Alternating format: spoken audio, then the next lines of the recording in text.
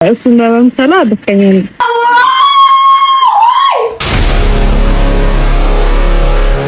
የቀለጠው መንደር ማለት አሁን ነው። አንተ ነገሮችን ችላ ባልካቸው ቁጥር እኔ እንደው ሸታም እና እንደተመትሬት አልፈልግም። እዚች ጋር ያዙልኝ። አንተ ችላ ባልክ ቁጥር እኔ እንደ ውሸታም መታየት አልፈልግም እያለችን ያለችው እች ልጅ ሴት ናት፣ እናንተም ሴት ናችሁ። ነገ ይሄ ነገር በእናንተ ላይ እንደማይደርስ ምንም አይነት ማረጋገጫ የላችሁ። ስለዚህ እች ልጅ ላይ አትፍረዱ። እውነቱ እስከሚወጣ ድረስ ሰው ሁኑ። ብሩኬ ነገሮችን በሙሉ ችላ እያለ ነው። ስለ እዩ ጉዳይም እንኳን ሊያወራ ትዝም አይለው። ይሄ ማለት ደግሞ እዩ እንደ ውሸታም ትታያለች ማለት ነው። እች ልጅ ስሟን ለማጥራት ተመልሳ መጣለች። እንግዲህ በራሷ በተተማመን ነው እንጂ ልጅቷ የብሩኬ ነች እምትለው እንዲሁ ከመሬት ተነስታ ይሆናል ብዬ አላስብም። ቤተሰብ እኔ አሁንም የብሩኬ ነው እያልኩ ሳይሆን እች ልጅ እውነት ባይኖራት በዚህን ያህል ልትዳፈር ትችላለች የሚል እምነት የለኝም። ምክንያቱም ቤተሰብ ብሩኬ ነገሮችን በሙሉ ችላ እያለ ነበር። በእዩ ጉዳይ ያሉትን ጉዳዮች በሙሉ አለባብሰው ለማለፍ እየሞከረ ነው ያለው። ምክንያቱም ስለ እዩ ምንም ነገር እያወራ አይደለም። እኔ ብቻ ነኝ ስለ እዩ እያወራው የነበረው።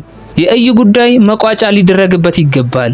የእዩ ጉዳይ እንዲያልቅ ማድረግ አለባችሁ ሀይሚን ብሩክም እያልኩ ነበረ። ማንም የሚሰማኝ ጠፋ። እኔም ማወራውን ነገር ባልሰማ እያለፉት ነው ሁሉም፣ ሀይሚን ብሩክም ብትሆኑ ማለት ነው።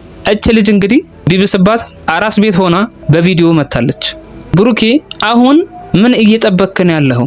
ህፃኗን ልጅ አዲስ አበባ ድረስ ይዛለህ እስክመጣ ነው እንደምትጠብቀው? ይሄ የኔ ጥያቄ ነው።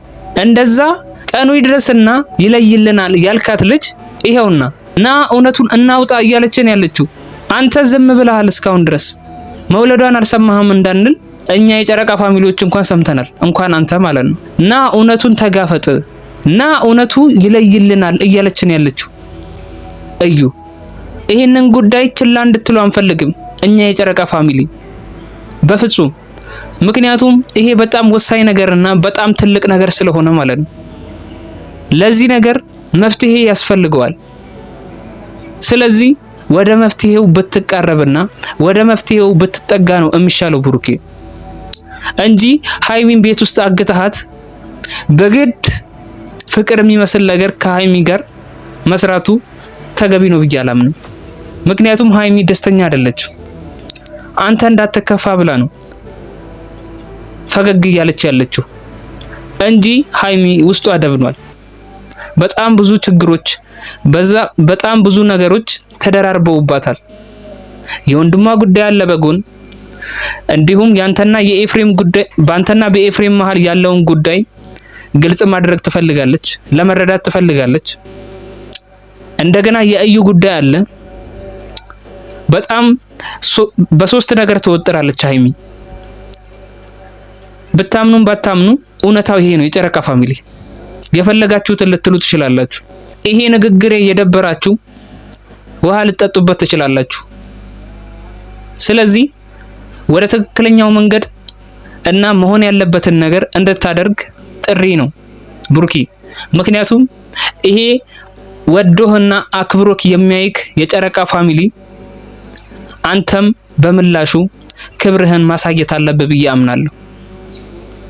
ወደ ቡታጅራ በመሄድ ዲኤንኤውን ማድረግ እንዳለብህ ነው የሚሰማኝ። ዲኤንኤውን ለማድረግ እኮ በጣም ቀላል ነው ቤተሰብ። የብሩኬን ጸጉር አንድ ዘለላ ጸጉር በቂ ነች ዲኤንኤውን ከልጅቷ ጋር ለማመሳሰል። ወይም ደግሞ ብሩኬ የሚጠቀምበት ኮልጌት አለ አይደል? የጥርስ ኮልጌት